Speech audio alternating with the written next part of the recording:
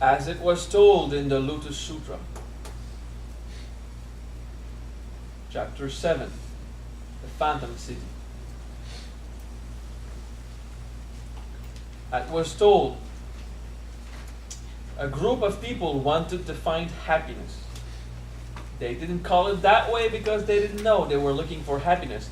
They were looking for entertainment. And they wanted to see wonderful and beautiful paysage, wonderful sceneries. They wanted to be entertained. They wanted to feel good, but inside what they wanted was to be happy. A guide, which was very wise, noticed that these people probably did not have the willpower and the resources to go where the ultimate bliss resides.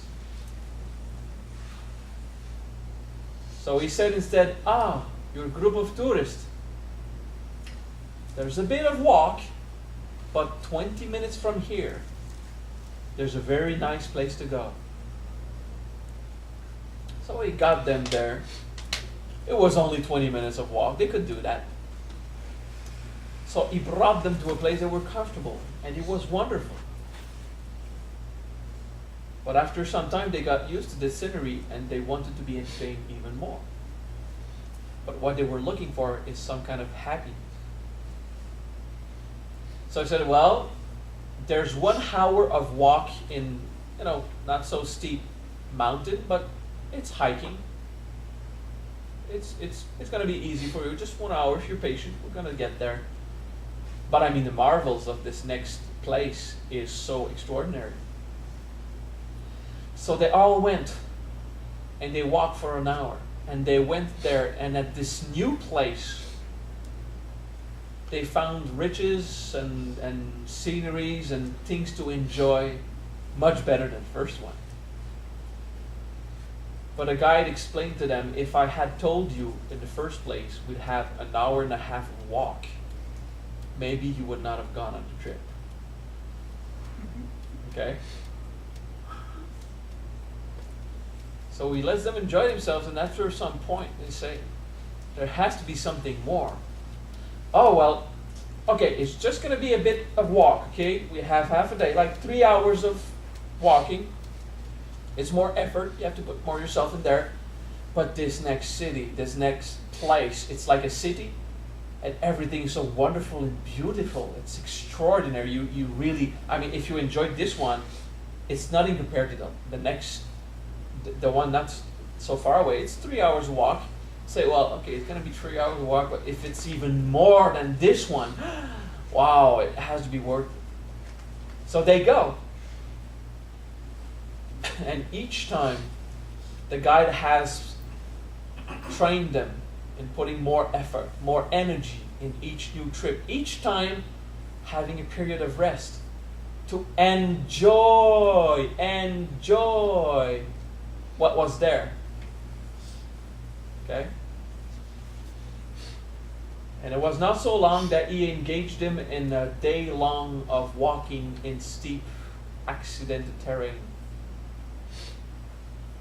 until they could get the highest point of the most wonderful experience of the most beautiful place to be, the city. And this is called the Phantom City because each step they found it beautiful, but this beauty faded away. It was like a phantom. It was temporary. In spirituality, it's the same. You do the equivalent effort that you are capable of doing, that you believe that you would do. And when you reach that small amount of effort that you delivered in charging mantras and doing practice and doing sacrifices, then you enjoy. Even the Buddha explained to us, you give an effort, then you rejoice. And you drink and you eat and you partake in the goodness of nature. Huh? Even the Buddha explained this. It's weird. Everyone remembers the importance of putting effort in each step. how about the fact that it's important to enjoy each newest step that you crossed? Okay? Until you get to the state of the great bliss, where then the concept of putting effort is different. It's altered. It's not the same. Putting effort becomes a grace, and the period to relax is like boring. It's when your mind shifts and you enjoy yourself in the spiritual path. But you're not all there. Because sometimes you feel spirituality should be, I'm over, I'm done. You have been too hard on yourself. You wanted to cross 3 steps instead of just enjoying each step at a time. Giving yourself a little break. Now, don't compete with Tara. Okay? Tara gave himself 1 day of break in the last 3 years because I imposed it to him.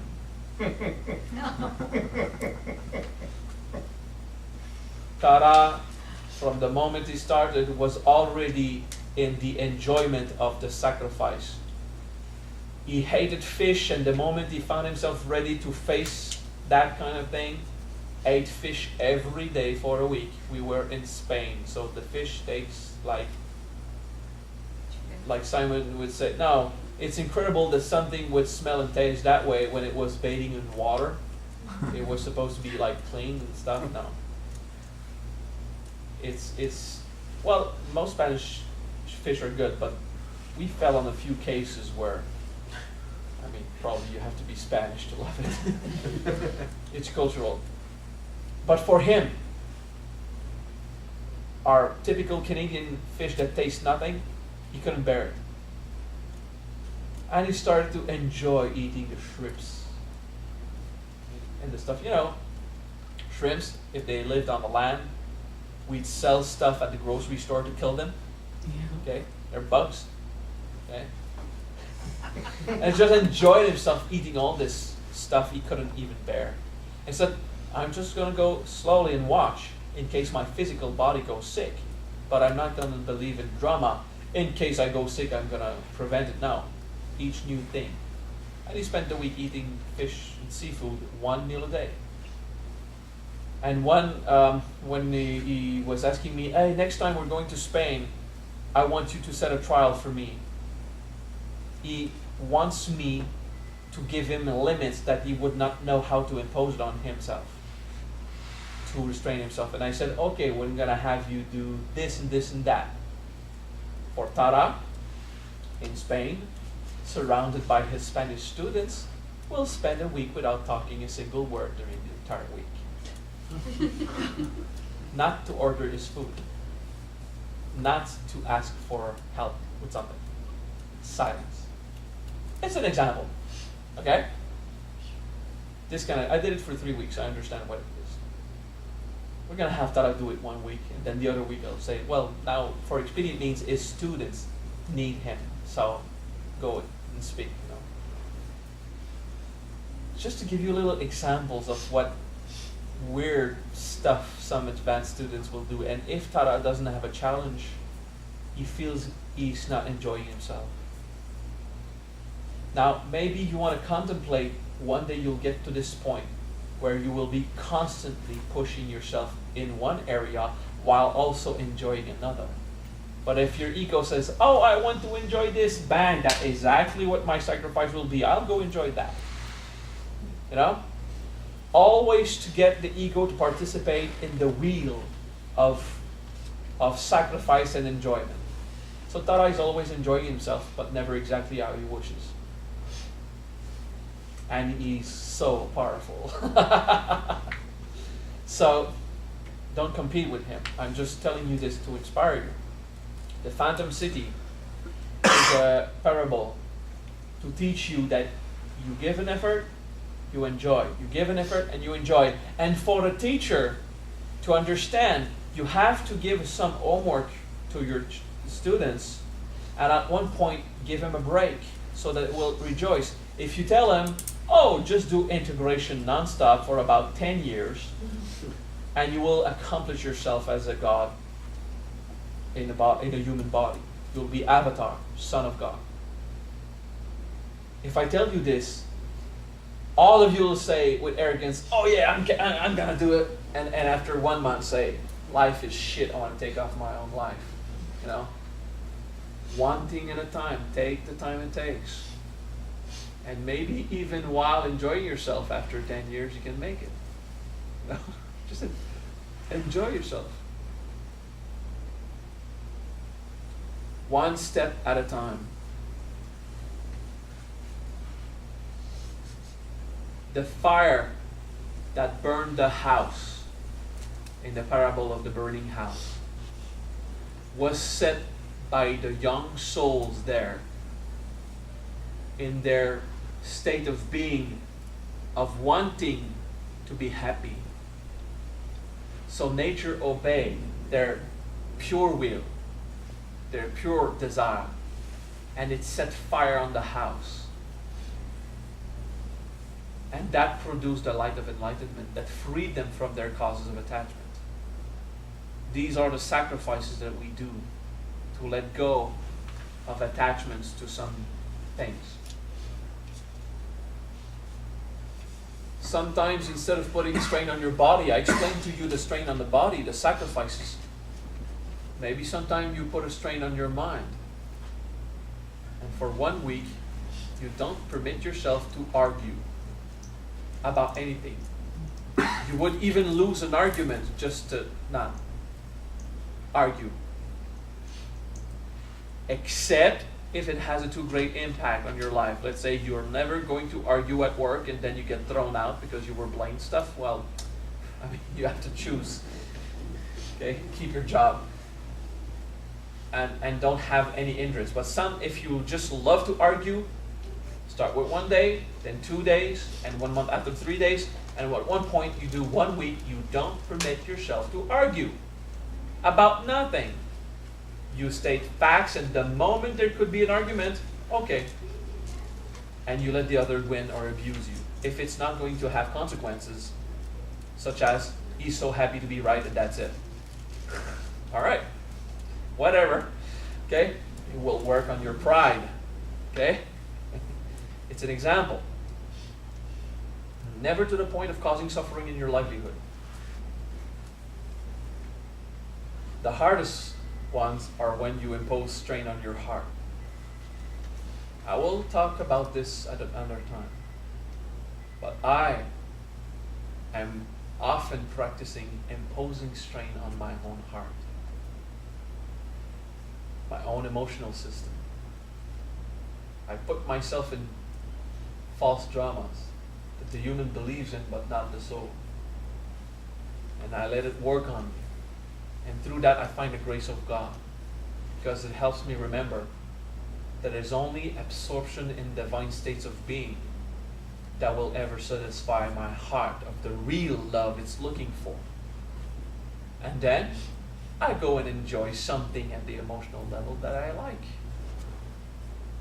I rejoice. If you have been cursed by never being able to really live the type of life you would, you have been blessed that you don't know about it. Because in the end, you will have no other choice to find happiness inside. And then, while you're looking for happiness inside, you also rejoice with whatever nature hands out. You know?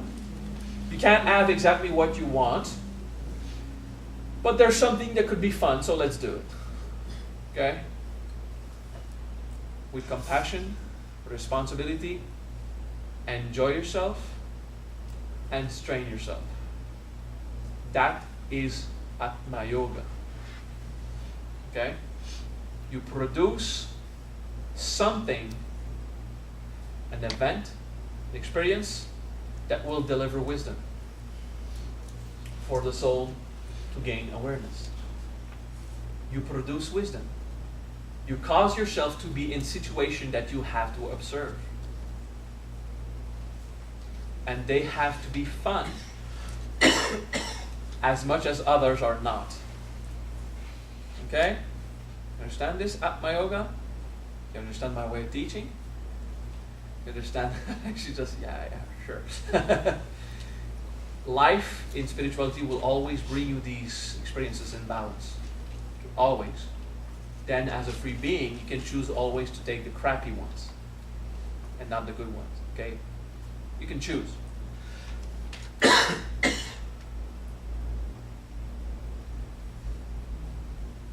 I'm happy to see you affected by this. I'm giving a small talk, philosophical explanation of Atma Yoga.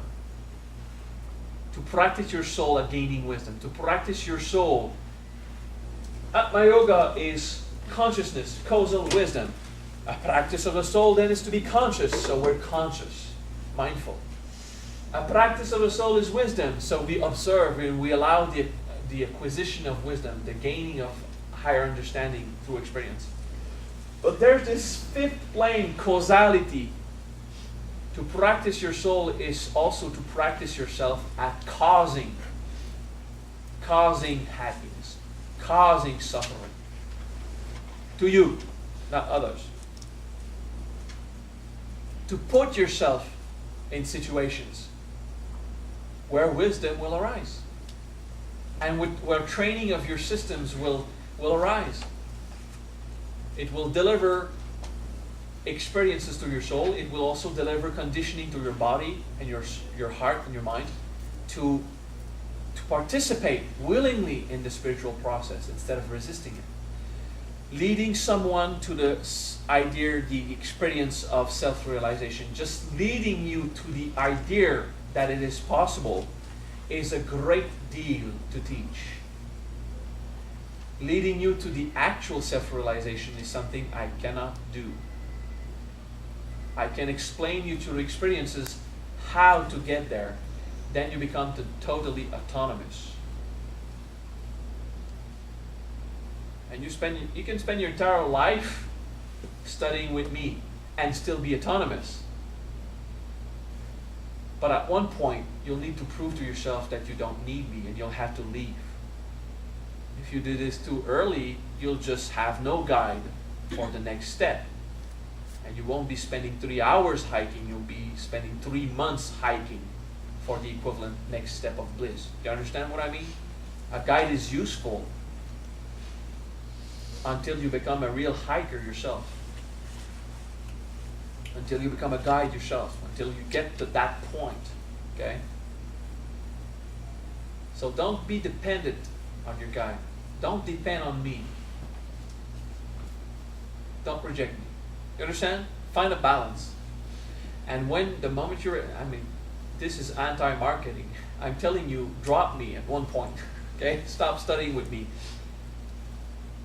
But until you're ready to do that, study with whoever, by the way. It can be whoever has a high level of wisdom. There's tons of them. Okay? If you have the chance to have a direct conversation with Nityananda, Sri Kaleshwar, Deepa Chopra, go see them. Okay? Sarana, Surya Das, there are tons of wonderful masters. It is your responsibility to evolve. You can choose however you do it. There was a time a student asked me, I'm studying with this master, Buddhist, and I really want to study with you. Can I have 2 masters at a time? And I explained to him there's no master. There's no disciple. A master is someone who masters himself. It's not someone who has authority. A disciple is not someone who owes something to the master. A disciple is someone who chose to study with someone who masters himself. Okay? The difference between a student and a disciple is the student accepts to be affected in his mind. The disciple accepted to be affected in his heart. A disciple accepted that the master will find a way to produce experiences to bring more wisdom faster. But there are 2 free beings with no bond. So if you like the wisdom from another master, go ahead. Just go. It's okay. And you'll make your own choices. If you prefer studying with someone else, well, I would not be a master if I was dependent on my students. If I was afraid that, oh no, you can't study with other masters, I'm the best out there. Well, no, I'm not. I'm one of them. Okay, just remember that. It just so happens I come in El Paso and I'm available for whoever is available to that. And I have my teaching style. Sometimes it's not happy, go lucky, joy, joy.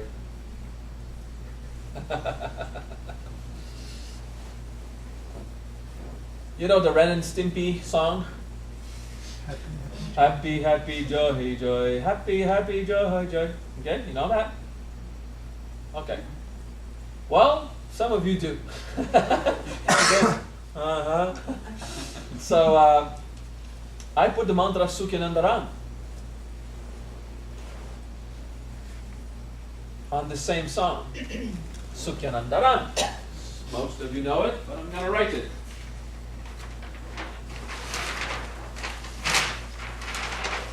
Sukhi is happiness. We saw this in the Peaceful Soul Mantra. Sukhi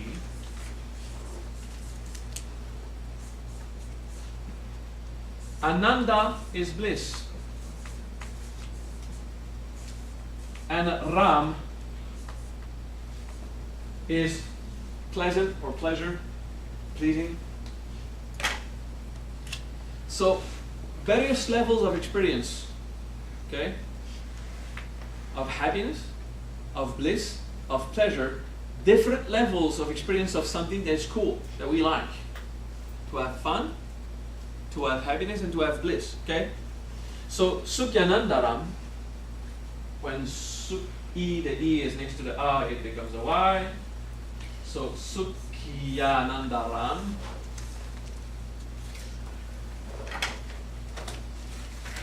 is a simple mantra to bring joy. Now we will focus on our body and sink down to the physical level and vital level and emotional and mental level, but mostly physical. We're not just doing the mantra for our mind and our heart to be happy. We want this experience of pleasure, of bliss and happiness into ourselves. Sukyanandaram. Sukyanandaram. And imagine all your cells are happy faces. And every cell of your body is a happy face, and you're made with happiness, but stay mindful. Now, don't close your eyes, open your eyes. I don't want you to pass out. I want you to be mindful and look down.